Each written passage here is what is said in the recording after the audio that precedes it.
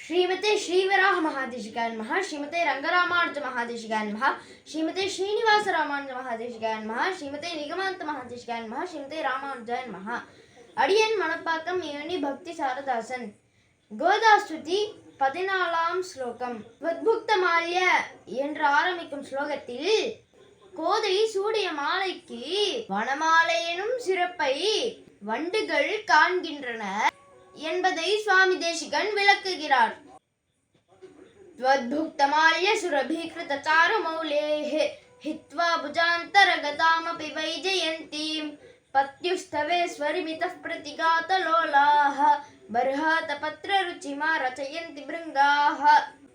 ஈஸ்வரியே, லோகநாயகியே, பிராட்டியே, கோதே, உன் நாயகன் எம்பெருமானின் திருமார்பில் நறுமணம் கமரும் வைஜெயந்தி எனும் வனமாலை அலங்கரித்துக் கொண்டிருந்தது.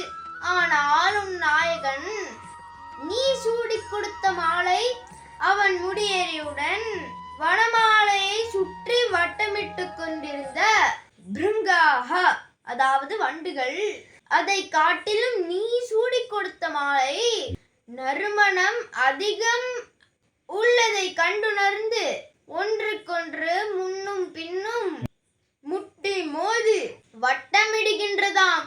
அதை காணும் போது எப்படி இருந்தது என்றால், மயில் தனது தோகையை எம்பெருமானுக்கு குடை போல் விரித்து கொண்டது போல. இப்படி வனமாலையனும் நீ சூடி கொடுத்த மாலைக்கு உள்ள சிறப்பை வண்டுகள் காட்டுகின்றனர் என்று நம் சுவாமி தேசிகன் அனுபவிக்கிறார். அடுத்த ஸ்லோகத்துல இவள் சூடிய மாலைக்கு வனமாலையினும் ஏற்றத்தை பற்றி பார்ப்போமா? அடியேன் தாசன்.